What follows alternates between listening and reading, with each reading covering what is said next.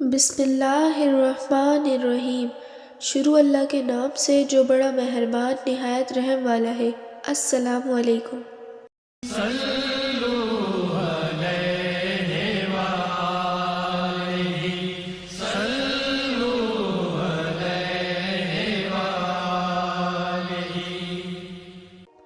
ایک شخص رسول اللہ صلی اللہ علیہ وسلم کی خدمت اقدس میں حاضر ہوا اور اس نے عرض کیا کہ یا رسول اللہ کی راہ میں لڑائی کی کیا صورت ہے، کیونکہ ہم میں سے کوئی غصے کی وجہ سے اور کوئی غیرت کی وجہ سے جنگ کرتا ہے۔ تو آپ صلی اللہ علیہ وسلم نے اس کی طرف سر اٹھایا، اور سر اسی لیے اٹھایا کہ پوچھنے والا کھڑا ہوا تھا۔ پھر آپ صلی اللہ علیہ وسلم نے فرمایا، جو اللہ کے کلمے کو سر بلند کرنے کے لیے لڑے وہ اللہ کی راہ میں لڑتا ہے۔ حدیث نمبر 123۔ رسول اللہ صلی اللہ علیہ وسلم سے رمی کے وقت پوچھا جا رہا تھا تو ایک شخص نے عرض کیا، یا رسول اللہ، میں نے رمی سے قبل قربانی کر لی۔ آپ صلی اللہ علیہ وسلم نے فرمایا، اب رمی کر لو، کچھ حرج نہیں ہوا۔ دوسرے نے کہا، یا رسول اللہ، میں نے قربانی سے پہلے سر منڈا لیا۔ آپ صلی اللہ علیہ وسلم نے فرمایا، اب قربانی کر لو، کچھ حرج نہیں۔ اس وقت جس چیز کے بارے میں جو آگے پیچھے ہو گئی تھی آپ سے پوچھا گیا، آپ صلی اللہ علیہ وسلم نے یہی جواب دیا، اب کر لو، کچھ حرج نہیں۔ حدیث نمبر 124۔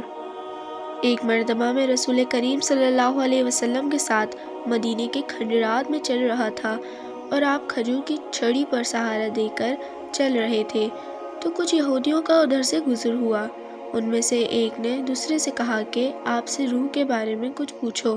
ان میں سے کسی نے کہا، مت پوچھو، ایسا نہ ہو کہ وہ کوئی ایسی بات کہہ دیں جو تمہیں ناگوار ہو۔ مگر ان میں سے بعض نے کہا کہ ہم ضرور پوچھیں گے۔ پھر ایک شخص نے کھڑے ہو کر کہا کہ اے ابو القاسم، روح کیا چیز ہے؟ آپ صلی اللہ علیہ وسلم نے خاموشی اختیار فرمائی۔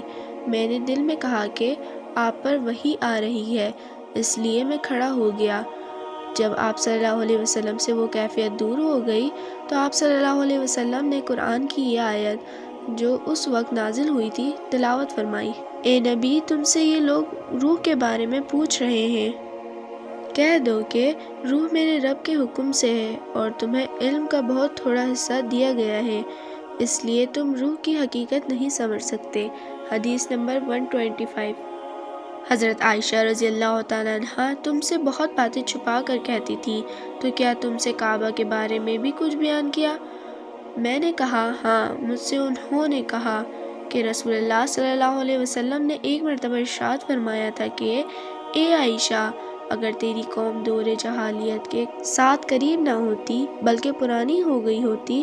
ابن زبیر رضی اللہ تعالیٰ عنہ نے کہا، یعنی زمانہ کفر کے ساتھ قریب نہ ہوتی تو میں کعبے کو توڑ دیتا اور اس کے لیے 2 دروازے بنا دیتا، ایک دروازے سے لوگ داخل ہوتے اور دوسرے دروازے سے باہر نکلتے۔ بعد میں ابن زبیر نے یہ کام کیا۔ حدیث نمبر 126۔ حضرت علی رضی اللہ تعالیٰ عنہ کا ارشاد ہے کہ لوگوں سے وہ باتیں کرو جنہیں وہ پہچانتے ہوں۔ کیا تمہیں یہ پسند ہے کہ لوگ اللہ اور اس کے رسول کو جھٹلا دیں؟ حدیث نمبر 127۔ ایک مرتبہ حضرت معاذ بن جبل رسول اللہ صلی اللہ علیہ وسلم کے پیچھے سواری پر سوار تھے۔ آپ صلی اللہ علیہ وسلم نے فرمایا، اے معاذ، میں نے عرض کیا، حاضر ہوں یا رسول اللہ۔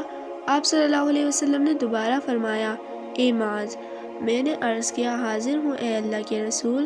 آپ صلی اللہ علیہ وسلم نے 7 بار فرمایا، اے معاذ، میں نے عرض کیا، حاضر ہوں اے اللہ کے رسول۔ 3 بار ایسا ہوا۔ اس کے بعد آپ صلی اللہ علیہ وسلم نے فرمایا کہ جو شخص سچے دل سے اس بات کی گواہی دے کہ اللہ کے سوا کوئی معبود نہیں ہے اور محمد صلی اللہ علیہ وسلم اللہ کے سچے رسول ہیں، اللہ تعالیٰ اس کو دوزخ کی آگ پر حرام کر دیتا ہے۔ میں نے کہا، یا رسول اللہ، کیا اس بات سے لوگوں کو باخبر نہ کر دوں تاکہ وہ خوش ہو جائیں؟ آپ صلی اللہ علیہ وسلم نے فرمایا، اگر تم یہ خبر سناؤ گے تو لوگ اس پر بھروسہ کر بیٹھیں گے اور عمل چھوڑ دیں گے۔ حضرت معاذ رضی اللہ تعالیٰ عنہ نے انتقال کے وقت یہ حدیث اس خیال سے بیان فرما دی کہ کہیں حدیث رسول چھپانے سے گناہ پر ان سے آخرت میں مواخذہ نہ ہو۔ حدیث نمبر 128۔ رسول اللہ صلی اللہ علیہ وسلم نے ایک روز معاذ رضی اللہ تعالیٰ عنہ سے فرمایا ہے کہ جو شخص اللہ سے اس کیفیت کے ساتھ ملاقات کرے کہ اس نے اللہ کے ساتھ کسی کو شریک نہ کیا ہو، وہ یقیناً جنت میں داخل ہوگا۔ معاذ بولے، یا رسول اللہ، کیا میں اس بات کی لوگوں کو بشارت نہ سنا دوں؟ آپ صلی اللہ علیہ وسلم نے فرمایا، نہیں، مجھے خوف ہے کہ لوگ اس پر بھروسہ کر بیٹھیں گے۔ حدیث نمبر 129۔ سلیم نامی ایک عورت رسول کریم صلی اللہ علیہ وسلم کی خدمت اقدس میں حاضر ہوئی اور عرض کیا کہ یا رسول اللہ، اللہ تعالیٰ حق بات بیان کرنے سے نہیں شرماتا، اس لیے میں پوچھتی ہوں کہ کیا احتلام سے عورت پر بھی غسل ضروری ہے؟ آپ صلی اللہ علیہ وسلم نے فرمایا کہ ہاں، جب عورت پانی دیکھ لے۔